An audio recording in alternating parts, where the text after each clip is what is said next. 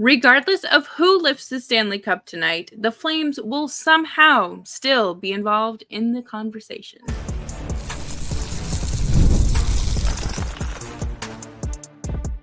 You're Locked On Flames, your daily podcast on the Calgary Flames. Part of the Locked On Podcast Network, your team every day. Hello, everybody, and welcome to today's episode of Locked On Flames. As always, I am your host, Jess Belmosto, and thank you so much for joining me today. Today's episode is brought to you by FanDuel. Make every moment more. As playoffs wind down, the sports stop sporting like we want them to. But this summer, FanDuel is hooking up all customers with a boost or a bonus daily. That's right, there's something for everyone. Every day, all summer long. Visit fanduel.com/lockedon to get started. Today, we are going to be talking about the Stanley Cup final, but in terms of how this impacts the Flames, because I think we are all kind of in the same boat in terms of you don't want a regional rival to win, but you also don't want Matthew Tkachuk and Sam Bennett to win because then that makes the trades look even worse. We're going to dive into all that and unpack that on today's episode of Locked On Flames. So make sure you are subscribed wherever you get your podcasts, as well as YouTube. We are here for you Monday through Friday, 5 days a week. Your team every day. With the Stanley Cup final, the final game happening tonight, I think that there are a lot of different emotions surrounding a lot of hockey fans. I think a lot of people are ready to get the draft, get through with it, and then move on to free agency. You know, free agency is a week from today, which is wild to think about. But it all comes to an end tonight. Is it the Oilers? Is Connor McDavid going to add to his legacy by, I say, finally winning a Stanley Cup, but I feel like hasn't really been a strong contending team for most of his career. But does he get to add a cup to his legacy? Or is it going to be the Panthers winning a Stanley Cup in a non-traditional market? Does the Canadian drought end? Is it the narratives are all there and they all write themselves.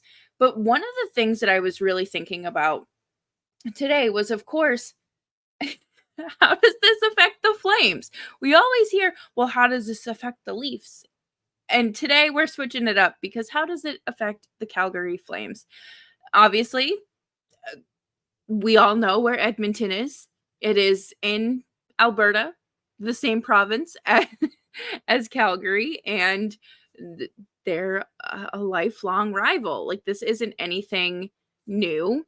It's not like it wasn't just born overnight after one successful season or anything like that. Like, it is a true rivalry that has been there for years and years and years, and was quickly reignited and put out, which we'll talk about a little bit later. But do you want that? Do you want the Oilers to win? And then go through the conversations of, well, we know who the better hockey team in Alberta is. The Oilers were always going to win before the Flames. I mean, sure, these conversations are like could happen with any team and their rivals regardless. We know that. But are you going to also look at Florida and think about how disgustingly lopsided this trade ended up being and how Sam Bennett has blossomed into this player? And there's so much to think about. And I have been thinking about this since the Eastern Conference Finals. I was like, I cannot have an Oilers and Panthers Stanley Cup final. Number one, I cover the Flames. I don't particularly enjoy being in the middle of that. The Panthers knocked out the Bruins, if you don't know, my favorite team, for 2 years in a row. I don't want to see Evander Kane see success. I would love to see not great things happen for people that are just not good people. Corey Perry in this wild season that he had, I don't particularly enjoy seeing success happen to these people. And then I just hate Edmonton. I hate Edmonton. I didn't like them before I even covered the Flames. Never liked them. The Panthers, they're a bunch of dirty, dirty, dirty, dirty players that I believe they were the most penalized team in the playoffs last season. And I mean, that makes sense. They do treat opposing players, like pieces of furniture. They get away with cross checks, with this and with that. Like, it happens. It's the playoffs. I understand completely. But I do feel like certain things, it was a double standard. And I don't like that. Unless it's my team getting away with it. No, I'm completely kidding. Completely kidding. I think that there needs to just be a standard across the board. And that's like one of the most difficult things in the playoffs. And today is actually the 8th anniversary of Matthew Tkachuk and Stuart Skinner being drafted. And yeah, 2016, that's 8 years. Which is wild. Like, I still remember, that draft. Obviously, Matthew Tkachuk getting picked and whatnot. It's just so incredible. I don't know. Like, I posted about it on Twitter, and people were like, "Well, this is just the league stretching it out too long." But like, to have the opportunity to win the Stanley Cup on the day that you were drafted, like the anniversary of being drafted, I think that that's pretty cool. Like, it's a day you'll never forget for multiple reasons, and you will always have a reason to celebrate June 24th. For, have 2 cakes for the celebration, whatever the case may be. But coming up next, we are going to talk about the Oilers and why, like, you might not want them to win, or why their win would hurt even more than Florida. And it's entirely up to you to decide which one hurts worse, because at the end of the day, we are all just here to root for good hockey. And we will be right back after this. Passion, drive, and patience. The formula for winning championships is also what keeps your ride or die alive. eBay Motors has everything you need to maintain your vehicle and level it up to peak performance. Superchargers, roof racks, exhaust kits, LED headlights, and more. Whether you are into speed, power, or style, eBay Motors has you covered. With over 122 million parts for your number one ride or die, you'll always find exactly what you're looking for. And with eBay Guaranteed Fit, your part is guaranteed to fit your ride every time, or your money back.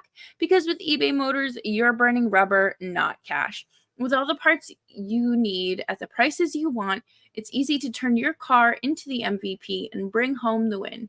Keep your ride or die alive at ebaymotors.com. Eligible items only, exclusions apply. eBay Guaranteed Fit, only available for U.S. customers.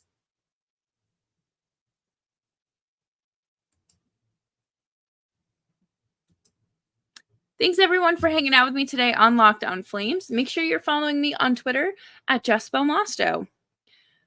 With this series comes like a lot of mixed feelings, right? I think, obviously, you look at geographically who's in this. The Oilers. And that's your biggest rival geographically. Like, it sucks. I don't particularly enjoy seeing Oilers fans gloating. It's just, it fuels the narrative of the Flames, or the Oilers broke the Flames back in 2022. And listen, I think a lot more things broke the Flames than just being eliminated in 5 by the Oilers. But yeah, you can make a real argument that loss change the trajectory of the franchise, of the Flames franchise. Could Johnny have stayed? If Johnny had stayed, would Tkachuk requested a trade? You wouldn't be trapped with the Huberdeau contract. You could have been in the playoffs. You might have been able to re-sign Noah Hannafin or Chris Tanev. Like, there's a whole lot of hypotheticals there for Flames fans, and I think that that's what's so infuriating about all of this is like, it's not tangible. It's just hypotheticals, and we'll have an answer at the end of the night who wins, but you don't have an answer to what if the Flames didn't lose in 5. It doesn't, they didn't even have to come out of the series. What if they forced a game 6 or a game 7? You know, what if there was one last push? Would things be different? And I don't enjoy okay, I shouldn't say that. I love sports rivalries, right? I think that they are something that makes a fan, like being a fan, so much better. You know, like obviously you have the Battle of Alberta, you have the rivals amongst the Canadian teams, you have Pittsburgh and Philly. You know, you have rivalries, natural rivalries that have formed over the years, and I think, well, Vegas versus everyone, basically. You have these, and you know, you get like emotionally invested in it, and it's so annoying when you're on the bad side of the rivalry because you don't have much room to chirp, you know. Okay, Connor McDavid not having points through like 2 games. This team's been on the golf course since April. There is no room for us to chime in here. There's no room.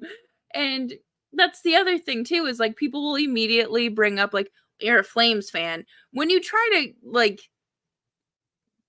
diss or chirp another team. And it's like, yeah, but also this is just like a valid hockey opinion.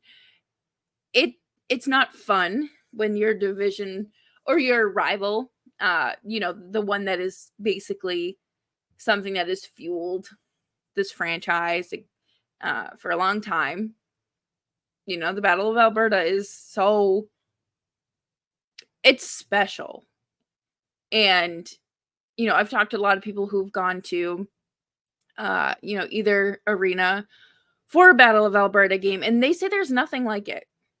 And I would love for the Flames to be able to stand, it doesn't necessarily have to be next to the Oilers, because, you know, the Oilers are obviously a very good team. You don't get to the Stanley Cup by accident. I would like them to be in the same ballpark in terms of competitiveness, so the Flames have a leg to stand on when it comes to the chirping, and just it creates much better hockey. It does. And I think back to the game, I believe it was in December, where the Flames just absolutely destroyed the Oilers, and it was such a lopsided game, and Blake Coleman had that giant hit on Connor McDavid, and like that's good hockey. It's fun. And right now there's no competition there. The Heritage Classic this past season, you know, Rasmus Anderson didn't play because he was suspended. It wasn't a very good game for the Flames. And I understand outdoor games, like there's a whole lot of different circumstances, but like it just sucks. Like the Flames are in a transitional period in the trenches, and the Oilers could come out on top and be like, hey, we lost in the Western Conference Finals 2 years ago, but we didn't fall apart. We were able to keep it together. And it's also like, well, you have Connor McDavid and Leon Draisaitl on your team. Flames don't. It's hard because you don't want to be the loser. You don't want to be the one that everyone's laughing at. And I feel like right now the Flames are in that position. You know, there was a lot to be moved during the season. Those pieces moved. Chris Tanev, Elias Lindholm, Noah Hannafin, they all played in the playoffs. Jacob Markstrom's now New Jersey Devil. So a lot of eyes are on Calgary, and it's not for good reasons. It's not for good reasons. I think back to the summer when Gaudreau and Tkachuk left, and there was far too much discourse in the mainstream media about the Flames. And it felt wrong. I quite enjoy when the Flames are doing, like, when they're sneaky good and they're being talked about for good reasons rather than, trading half of their roster away. Like, the Flames are going to have to go through the trenches in order to get out on the other side and have a chance at the Stanley Cup. And obviously, the Oilers were always light years ahead of the Flames in terms of that because of who they were able to draft. And that's why building through the draft is important. You aren't just going to go out there and be able to trade for a Connor McDavid or for a Leon Draisaitl. I mean, potentially. I think if they win the Cup this year, we could be talking about a whole different thing. But no, I think it's just very interesting to look at the Oilers because they have obviously drafted well because they stunk. The Flames are getting stinky. Can they draft well? No one's saying they're going to draft the next Connor McDavid, but could they find a way to get a top 5 draft pick and make a true difference and find a game changer, someone that's able to make up for what they have lost? Who knows? Who knows? But coming up next, we are going to talk about the Florida Panthers. Florida used to be where the players went to, I don't want to say die, but like it was pretty much the end. And is Calgary the new Florida in terms of that? Coming up next here on Locked on Flames. But before we do that, I want to take a quick second and tell you all about the latest news from FanDuel. I love sports and you love sports. I love them so much, I never want them to stop. But as the playoffs wind down, we get fewer games and the sports aren't sporting like I want them to. But FanDuel keeps the sports going whenever I want. All I have to do is open the app and dream up bets anytime I am in the mood. And this summer, FanDuel is hooking up all customers with a boost or a bonus daily. That's right. There's something for every day, everyone, every day, all summer long. So head over to FanDuel.com/lockedon and get started to make the most of your summer. FanDuel, official sports betting partner of Major League Baseball.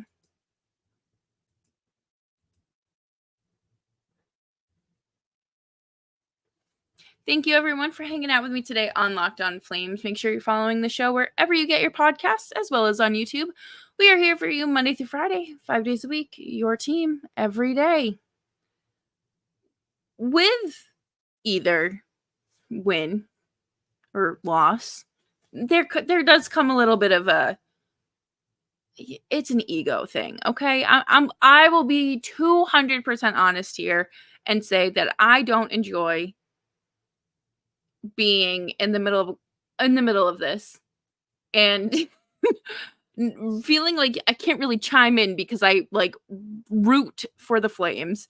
But also I think a lot of Flames fans also took it upon themselves to continue to root for Matthew Tkachuk. I think a lot of people gave him more grace than Gaudreau. I think Tkachuk, he did the right thing when he did it. He said, I'm not interested in re-signing. Please trade me. And what felt like a pretty even trade has become the most lopsided trade probably in NHL history. This has not been a good trade for the Flames. The Panthers have struck gold. Very jealous of that. Very jealous because Matthew Tkachuk is a special player. I know he gets under people's skin, doesn't always make the best calls, but he is a game-changing player. When you acquired Huberdeau, you were acquiring a player that had spent his entire career in one system, pretty much, right? With one team, with one style. He was able to put up those points because of who he had around him. And the Flames play a very different style of hockey than Huberdeau is used to. And we are still witnessing that, right? And then you have Mackenzie Weegar, okay? Mackenzie Weegar, I was very excited when he got added to this package because it was a nice extra bonus piece, and obviously, who doesn't love a good defenseman? I think this trade has already left bitter tastes in people's mouths because you are stuck with this long term. There is absolutely more value in Tkachuk and Florida's side of the trade, and that hurts. The Flames needed Matthew Tkachuk. Matthew Tkachuk did not need the Flames. Any team could use a Matthew Tkachuk. That's not a secret, but it feels so unfair right now because of how fair the trade felt. It was this idea of, okay, the Flames are replacing a 115-point player with another 115-point player. You know, it's not going to be tit for tat exactly, but like we know he's capable of putting up points. And no. I if I'm doing my mental math correctly, I don't think he's had 115 points combined in the last 2 seasons. So, I just would like to say that. It also stinks because, you know, you traded Sam Bennett there. Sam Bennett was given a lot of opportunity in Calgary, but once again, it became a situation where it wasn't the right fit. And he was the Flames' highest draft pick in franchise history. So, I believe. Yeah, because he was 4th. It's just a lot because that trade stinks. And none of the pieces that came over in that trade are still with Calgary. Emil Heineman, I'm pretty sure, is with Montreal, or they just, yeah, he's with Montreal in their organization. And then you don't have anything else. So it's tough. Like, it's a tough look. It makes you just look incompetent and not being able to coach and draft and acquire players correctly, because Sam Bennett definitely is a good player. He is going to get paid this summer. And now he's not high like the upper echelon like a Matthew Tkachuk, but he's still a solid difference maker. And what hurts the Flames too is the fact that, like, you just kind of let him go for nothing. Like, it got to the point where he requested a change of scenery, and the Flames, like, didn't really have any choice. They just took whatever they could and whatever was on the table. There wasn't much wiggle room for the Flames. But the other thing is that the Panthers have a lot of UFAs coming up this summer, and there's not a lot of money to make that all possible, to re-sign all of them. So this kind of gives you the impression that their window could be closing sooner rather than later, because you aren't going to have those same pieces. I mean, no one is saying that it's, you know, their window slammed shut and locked. It's just a matter of it closing a little bit. And with the Flames, their window is not open. Their window is covered in dust and cobwebs, curtains closed. There is no window to be seen. They are working on getting back to that point. The Panthers went from a team where players just kind of went similar to an Arizona situation where they needed to hit the cap floor. So you did that. And players went there. Like, I think even back to like Joe Thornton, the Panthers weren't particularly good when Joe Thornton signed there. Like, let's be honest. And I think it kind of feels like that might be the new Calgary. Or Calgary might be the new Florida in some ways, because I think that while they have no problem, they're going to have no problem hitting the floor. It's kind of like you're just taking what you can get right now because you have to ice a roster. I think the Flames are going to still try to be good, but it's a matter of how good are they actually going to try to be, or how good are they actually going to be? Because once again, you do not have the proper pieces. You are not trading for star players. You're not acquiring star free agents and making big splashes or anything like that. They're kind of just in like selling mode and then acquiring through the draft. And that's going to be that. Like, Craig Conroy even said it himself. Like, that's how they're going to grow this next generation of Flames players. And I think that that's a very smart idea. And hopefully by the time this new arena is up and running, Flames fans will have a reason to go to these games, because I've already seen people say like they're not spending money on the Flames this year. They're not going to games, not buying jerseys, whatever the case may be. So hopefully that attitude is able to change.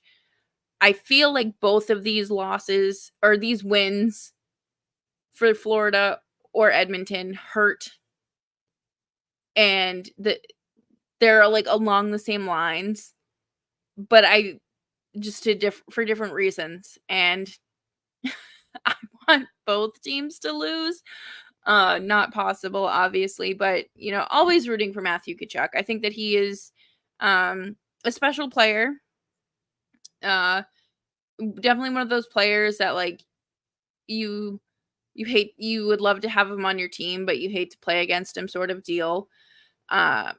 I just wish he'd put that mouth guard in its mouth, or in his mouth where it belongs. But that will do it for today's episode of Locked On Flames. Thank you all so much for tuning in. I hope you have a fantastic Monday and enjoy what you can of Game 7 of the Stanley Cup Final. I will have your draft coverage through this week and whatever may pop up between now and then. And of course, your free agency frenzy kicks off next week. Until then, stay safe, stay warm, stay dry, stay hydrated, be nice to each other and yourself, and I will see you all tomorrow.